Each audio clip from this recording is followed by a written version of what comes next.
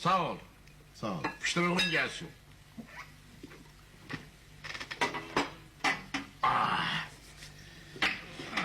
Şimdi icazə ver keçim sənə. Ne dediniz? Ha? Deyirəm yani senden danışaq da bu siz biz mənim neysə belə dilimə yatmır. Ha? Ha ne olsun? Öyleyse evvela mənə de görün bu Qalyanaltxananın müdürü kimdi? Səbirə xanım kimdi, sen kimsin? Qalyanaltxananın müdürü Səbirə Qulamovadır. Nasıl? Səbirə Qulamova da ayıb olmasın bizim uşaqların anasıdır. Bəli, Hə. Özü də xəstədir. bəli. Hə, mıxlanıb yorğanda şeyə vəziyyət çox ağırdır. Bilmirəm onun işini görüm, uşaqlara baxım.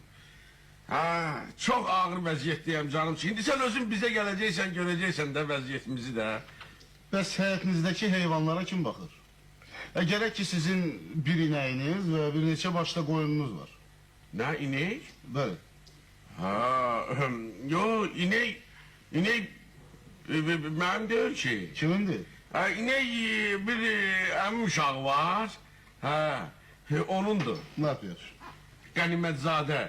Ganimetzade. Ha, onundur. Biz elə belə baxırıq da, ne, daha o kişi özü baxa bilməz ki, ha? Bəli. Bircə onun yemini daşımağı əziyyətdir canım üçün. Bilirsiniz necə əziyyətdir? Çətinlik çəkirəm. Sizin şəxsi maşınınız var. Daha yem daşımağın ne ağırlığı olacak? Şəxsi maşın? Bəli. Ne şəxsi maşın? O kapıdaki gazı 21'i deyirsin. Bəli, bəli, bəli. O köhnə maşındır. Bir de o maşın mənim deyil ki. Ha, o kimindir?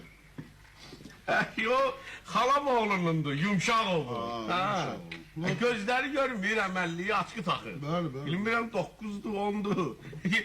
Yol yerişi zaten çəli gücdən gedir. Maşın necə sürə bilər? Mən indi onun şoförlüyünü edirəm, canım üçün. Ha. İndi özünüz görəcəksiniz də. Bu maşın da tuğ lənət olub keçin mənim boğazıma da.